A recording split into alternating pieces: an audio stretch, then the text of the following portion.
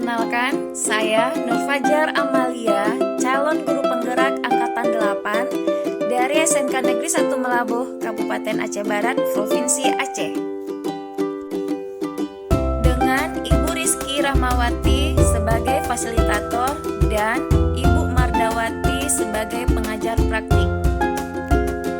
Saya ingin memaparkan hasil tugas 1.1a.8 dari modul 1.1, yaitu koneksi antar materi, kesimpulan dan refleksi pemikiran filosofi Ki Hajar Dewantara.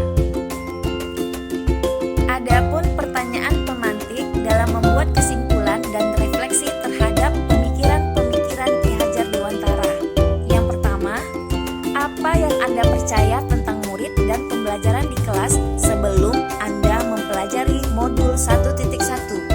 Yang kedua, apa yang berubah dari pemikiran atau perilaku Anda setelah mempelajari modul 1.1? Yang ketiga, apa yang dapat segera Anda terapkan lebih baik agar kelas Anda mencerminkan pemikiran Ki Hajar Dewantara? Sebelum mempelajari modul ini, saya percaya bahwa 1.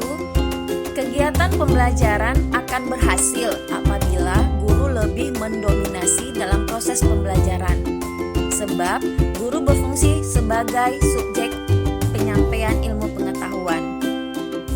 Kedua, saya meyakini kelas yang hening merupakan gambaran kegiatan belajar yang efektif. Ketiga, saya sering memaksakan agar murid menyelesaikan tugas atau kegiatan yang saya berikan sampai selesai dan memberikan hukuman kepada murid yang tidak menyelesaikannya dengan cara mengurangi jam istirahat mereka.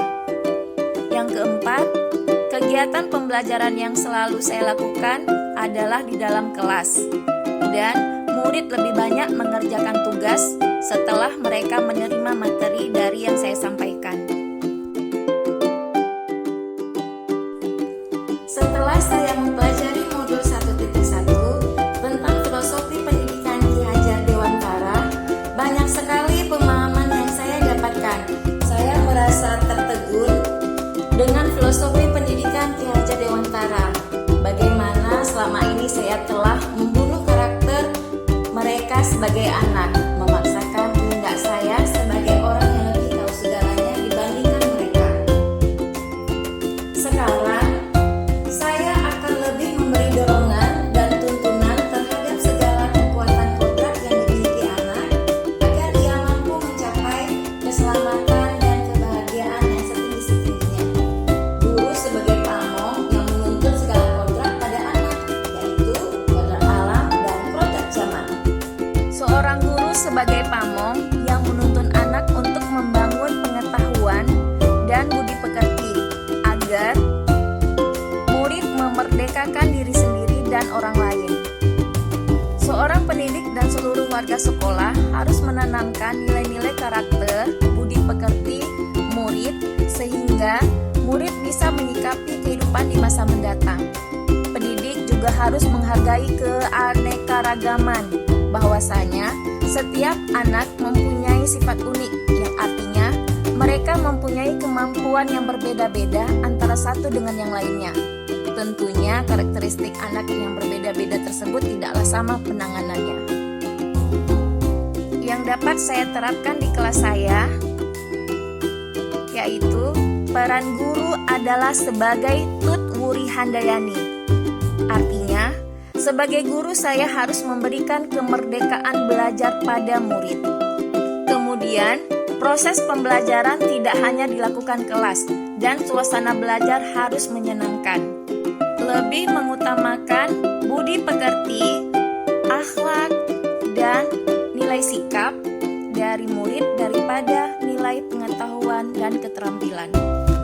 Pertanyaan pemantik yang kedua, apa yang berubah dari pemikiran atau perilaku Anda setelah mempelajari modul ini?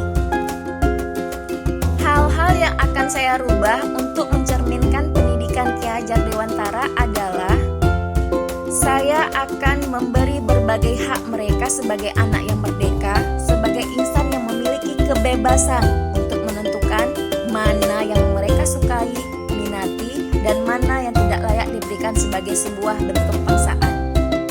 Dan saya akan memberikan tuntunan kepada setiap individu dari anak-anak didik saya untuk mereka mengekspresikan apa yang mereka inginkan, apa yang mereka butuhkan, dan apa yang mereka miliki untuk saya asah, saya tuntun dan saya ayomi. Kemudian, saya akan membiarkan mereka memilih cara belajarnya sendiri. Akan memberikan kebebasan kepada anak-anak untuk memilih kegiatan dalam belajar sesuai dengan minat dan kebutuhan anak. Saya tidak akan memaksa anak untuk mengerjakan suatu kegiatan sampai selesai dan baru bisa menilainya. Karena kemampuan anak hanya bisa dilihat dari prosesnya, bukan hasilnya. Selanjutnya, kegiatan pembelajaran yang saya lakukan akan lebih banyak mendorong anak untuk berpikir kritis, kreatif, dengan membangun semangat dan memberi kalimat-kalimat pemantik, yaitu perkataan-perkataan yang saya berikan kepada anak lebih banyak membangun semangatnya. Dan saya tidak memaksakan kehendak saya. Intinya, pembelajaran berpusat pada anak terpenuhi. Cara mengajar saya akan mengikuti bagaimana cara belajar mereka. Untuk menciptakan suasana pembelajaran yang menarik dan inovatif, saya menyiapkan kegiatan pembelajaran yang beragam dengan beberapa ragam main. Selain itu, terkadang kami juga melakukan kegiatan belajar di lingkungan luar kelas dengan belajar di alam terbuka secara terstruktur. Tentu, selain menghilangkan rasa jenuh, juga memberikan pengalaman yang nyata tentang alam dan lingkungan sekitar mereka. Belajar memahami apa yang ada di lingkungan mereka, kemudian belajar berinteraksi dengan lingkungan untuk menemukan rasa cinta dan mengenal kearifan lokal di lingkungannya, agar mereka merasa bangga dan mau untuk melestarikannya, baik dari aspek sosial, ekonomi, maupun budaya. Kesimpulan yang dapat diambil adalah 1. Memberikan kemerdekaan belajar pada murid.